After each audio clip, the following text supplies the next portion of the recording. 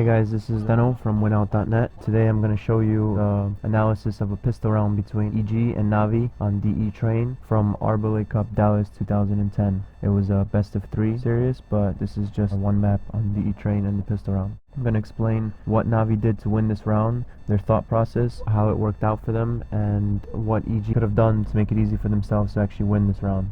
So it starts off with Navi doing a similar pistol buy, the same way they usually do on most maps. They drop a couple of USPs. In this particular instance, it turns out to be Edward with USP armor, Starix with USP armor, Zeus with USP flash, and Markelov and C9 with Glock, no armor, and a nade. They start off doing a regular hold pistol round just in case CTs decide to do any kind of aggressive push, or maybe push Ivy or push inner or something like that. Very consistent pistol because you never want to do something right off the bat, some kind of straight action type of pistol round, because you don't know what the CTs are capable of doing or what they're going to do that round. So it's better to secure all the entry points and make sure the CTs are playing honest and not doing anything out of the ordinary before you decide what you want to do. Basically find out information. That was their goal in this round, and as you can see, they have all exits covered. Zeus and Edward end up going towards white walls to clear out any kind of inner pushes and to make sure nobody's playing aggressive in brown hall's inner. So they clear that out. Zeus is aware of, if you watch him entry killing, you can see he's aware of the close brown hall's close steps in white walls, any CTs playing in little close angles like that, or even up lower ramp, the little close angle. He's aware of that one too. He clears that out, and finally he jiggle peeks to lower and ends up killing Lurpus, who is playing aggressive and trying to spot quick inner pistol. So once they got that kill, instead of rushing in and doing something, they obviously fall back and use the number to their advantage. Now it's a 5 vs 4, and they're going to try to play smart and let EG regroup and play inner now. So they end up having less guys outside, and they have a chance to do whatever they want. And don't give EG a chance to even it up by just running into inner after getting that kill and doing something inconsistent or random with just 2 guys. So it's a good job by Navi after getting that kill to fall back. Very smart, very collective, and in control, I would say. Now let me move on to the other side of the map. They have Starix with a USP and armor holding the Ivy push. As you can see, he doesn't run up towards Ivy because there's a chance CTs can push it or have a little pop flash setup and CTs push out, or even nade the end of it. It's not worth losing HP when you can just play from a little further back, because again, their goal was not to take over Ivy or make a presence there. Their goal was just to lock down all pushes and first find out and make sure CTs are playing honest.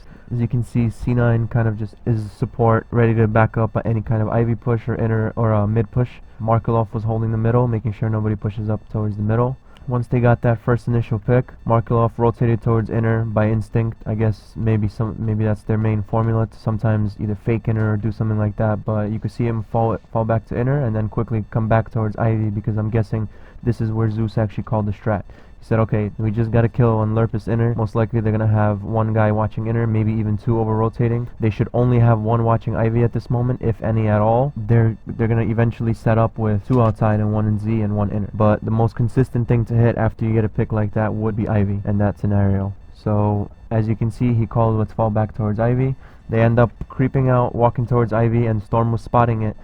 Starix entry kills with a USP armor first, just in case they nade. He ends up shooting Storm up really badly to low health. At the same time, I think it's Markelov who throws a nade instantly, because that's why they buy those nades, because the USP's quick headshot or lower the guy, and the other guys behind him nade right away, finish him off. So they end up killing Storm at Ivy. At this point, Navi knows that they got 1 kill inner, they got Storm at Ivy. Now the CTs are probably playing 1Z, which should be Fraud, who is watching inner now and quick to rotate to Z, and they should have 1 more playing outside either tower or under tower, because Storm was spotting Ivy. So if Storm was spotting Ivy, he won't be spotting Ivy with his middle completely open. So the only way he'll be spotting Ivy is if somebody's playing aggressive on the middle, somewhere either tower, under it, or maybe under one of the trains, ping 5 or ping 6. So that's their game plan. They're running out Ivy after they got Storm with that mindset that there should be 1 guy to the right and probably 1 in Z. And that's exactly what happened. Nothing is actually in Z right now, trying to spot everything. Fraud rotated to back ramp because he's the only closest person to be able to cover the back rows so the terrorists don't get to back bomb train and plant the bomb.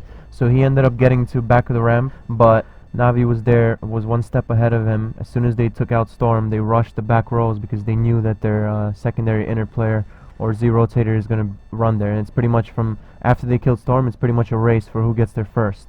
In this case, it was Navi, and they ran in, they got a kill on Fraud. At the same time, Zeus, who was